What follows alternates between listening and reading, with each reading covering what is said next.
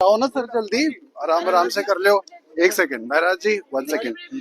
नहीं, आपने कल भी मेरा रोका था। और महाराज जी आज बजट को लेकर, नहीं नहीं इनको मैं बोल रहा हूँ, चलो आप साथ में करें। तो साथ में नहीं क्या कहेंगे बजट को लेकर? लाइव हो गया मैम, लाइव हो गया, लाइव हो गया। सॉरी, 1 मिनट बस।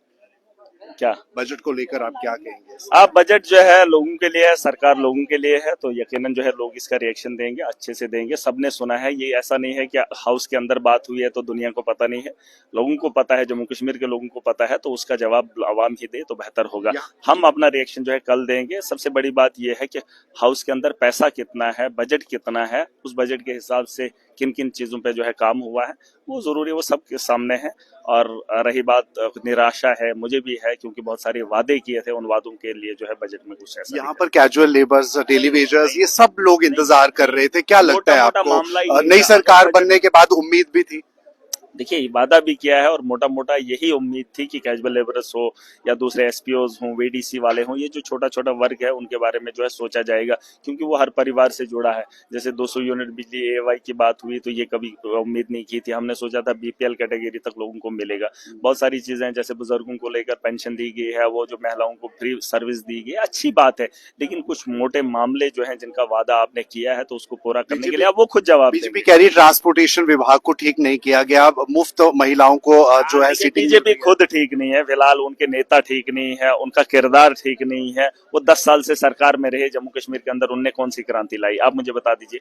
उन्होंने कहा हमने मिलिटेंसी खत्म कर दी। मिलिटेंसी अगर खत्म होगी तो बंदूकें बांटने की क्या जरूरत है? वीडीसी पैदा करने की क्या जरूरत है?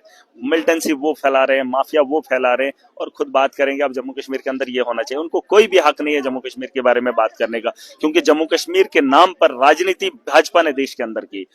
बीजेपी को फायदा न जम्मू में है और न जम्मू कश्मीर के लोगों से कोई मतलब है। उन्होंने जम्मू कश्मीर पर राजनीति जो है देश में की है, उनको फायदा जम्मू कश्मीर से देश के अंदर मिला है। हिंदुत्व के नाम पर उन्होंने देश के अंदर, यहाँ पर बताइए मुस्लिम का, अरे हम तो तब भी साथ थे, हम तो मिलकर काम करते थे। बीजेपी के अलावा क्या यहाँ के हिंदुओं को इंसाफ नहीं मिलता था? क्या ये असेंबली नहीं चलती थी? क्या ये मंदिर यहाँ असेंबली के बगल में नहीं था?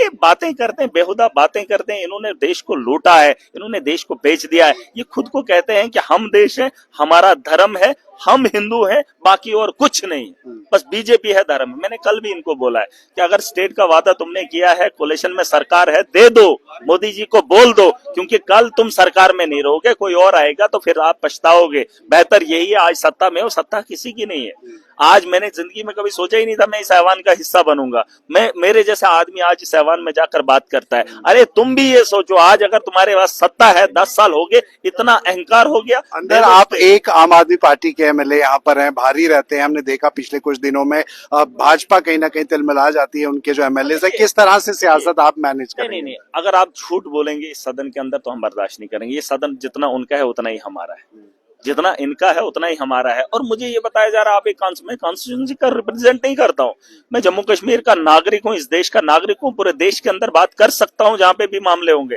और इन्होंने कहा आप किश्तवाड़ की बात नहीं करोगे। मैंने एमपी का चुनाव लड़ा, किश्तवाड़ से मुझे वोट आए, और जिस पार्टर की इन्होंने बात की उस पार्टर से मुझे वोट मिले। और वहां पर सैफरान का बीज 10 साल में मोदी जी से नहीं ला पाए। वहां पर डॉक्टर जितेंद्र जो है वो लवेंडर के वहां पर कसीदे पढ़ते हैं, उनको जो है एक्शन करते हैं, बताते हैं हमने लवेंडर कश्मीर के अंदर लगाया। और सैफरान का बीज 10 या 5 करोड़ का बीज जो है पार्डर के अंदर नहीं लगा पाए। पार्डर के लोगों को बेवकूफ बनाने के लिए सवाल उठाए। ये बेहुदा सवाल हमें नहीं चाहिए, हमें अच्छा नहीं लगा, हमने बोल दिया। चलिए, शुक्रिया हमसे बातचीत करने के लिए।